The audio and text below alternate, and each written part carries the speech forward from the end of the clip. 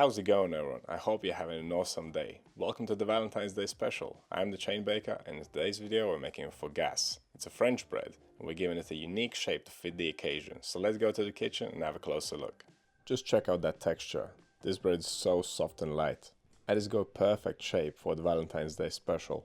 If you are currently watching this at any other time of the year, of course you can shape this bread in any shape you like. Traditionally, a Fougasse is meant to resemble a leaf. Of course, looks are secondary. The main thing is what is on the inside. It's a beautifully soft crumb laced with olives, but you could fold through some roasted vegetables or perhaps some feta cheese. You could also top this bread with whatever you like. It's very customizable, just like a focaccia, so let's get right to it and see what we need. We'll need a tray with some non-stick paper, a bowl, scales, a dough scraper and a temperature probe. As for the ingredients, some white bread flour, whole wheat flour, yeast, salt, olive oil, a bit of thyme, some water, chopped olives and a little bit of parmesan sprinkled on top. Because this dough is cold bulk fermented, we want the final temperature to be quite low, so I'm using cold water. Kneading by hand warms it up quite a lot. The fact that this dough is cold fermented gives us great flexibility of when to bake it. You can easily leave it in the fridge for longer, or you can pull it out earlier.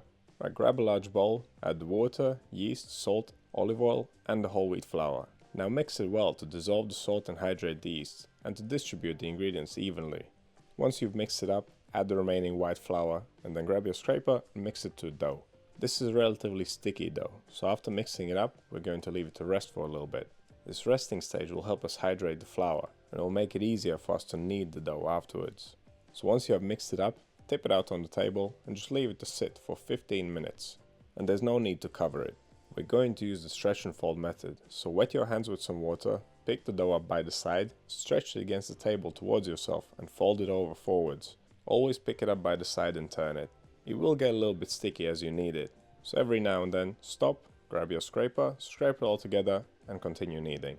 The whole process from start to finish should not take more than 7 minutes, and the dough will get less and less sticky as you go on. But even when you finish mixing, it will be slightly sticky still, so I would always suggest handling it with wet hands. And this looks pretty good. It's quite smooth, it's quite strong. When I pull it, it resists. Now it can go into the bowl and we can take its temperature. Around 22 to 23 degrees Celsius is just about right for this. It's going to spend a long time in the fridge, and we don't want it to over ferment. You may have noticed that we haven't added the olives yet. We'll use a technique called lamination, but in order to do it, we need to let the dough relax. So pop it in the fridge for 1 hour. During this time the gluten will lose its tension and the dough will cool down. Now rub your table in a fine layer of water. This will prevent the dough from sticking to it. Then place the dough on the table with the smooth side down. And all you need to do now is gently stretch it out. Start by pressing it, stretching it almost like a pizza dough. Then grab it by the edge, lift it up and stretch it out. I've found that the best way is to go around in a circle and do it gradually to avoid tearing it. You want it to be quite big. I've stretched it out about 2 feet long or 60 centimeters. Now sprinkle about 3/4 of your olives on the dough. We want to leave some for the next layer. Spread them out more or less evenly, then pick up one side of the dough and fold it in half. You can use this technique for folding in any number of different ingredients, but it only works well in relatively high hydration dough like this. After you've folded it over, add the remaining olives, and then just keep on folding until you end up with a nice little dough ball. Or perhaps a dough square I should say. This is probably the most gentle way of adding ingredients to your dough. Kneading the olives in would most certainly make a big mess. And once you've folded your dough up, shape it up into a nice little ball. Now after this you could put it in a bowl and place it in the fridge for the cold bulk fermentation. But I decided to give the dough another fold after another hour of cooling down. This will ensure that it's nice and smooth and all the olives are distributed evenly throughout it. Or you can make it either way. You want to skip the fold, that's totally fine. If you're going to do the fold, then chill it down for 1 hour, take it out to the bowl, place it on the table with the smooth side down, flatten it out a bit, then fold the edge over the middle, going around in a circle until it reached point where it started. Then flip it smooth side up again, tighten it against the table, and that's your fold done. And I should mention that I wet the surface of the dough with some water to prevent it from sticking to the table. Place it back into the bowl with the smooth side pointing up.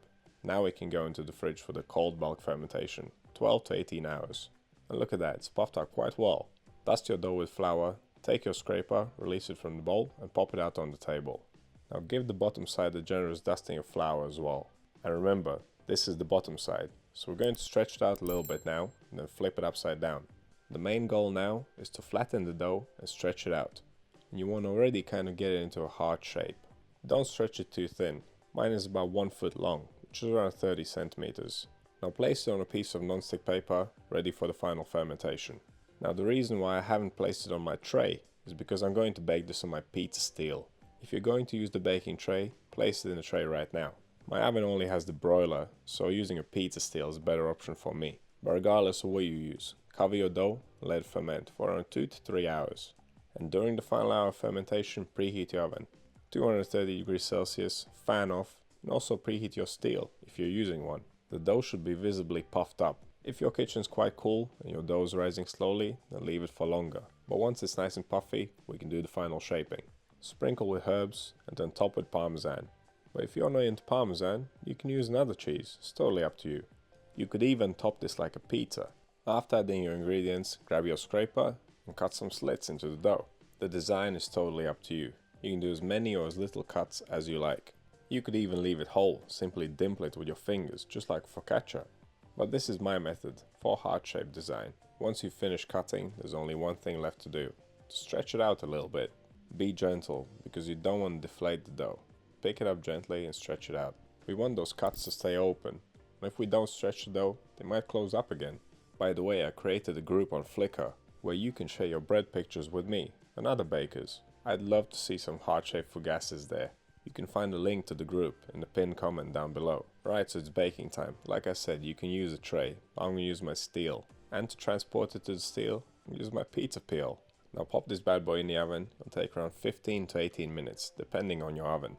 But once it's puffed up and nicely browned all over, it's ready. If you are baking it on the tray, just double check that the bottom is done. If it isn't, then just flip the bread upside down and put it back in the oven for another 2 minutes or so. But there you have it, a Valentine's Day heart-shaped fougasse. Or if you want to, it can be a bread for any other day of the year. Heart-shaped or not, it will still be crusty, tasty, and amazingly soft.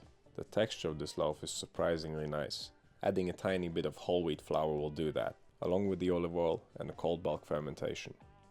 So what do you think of this recipe?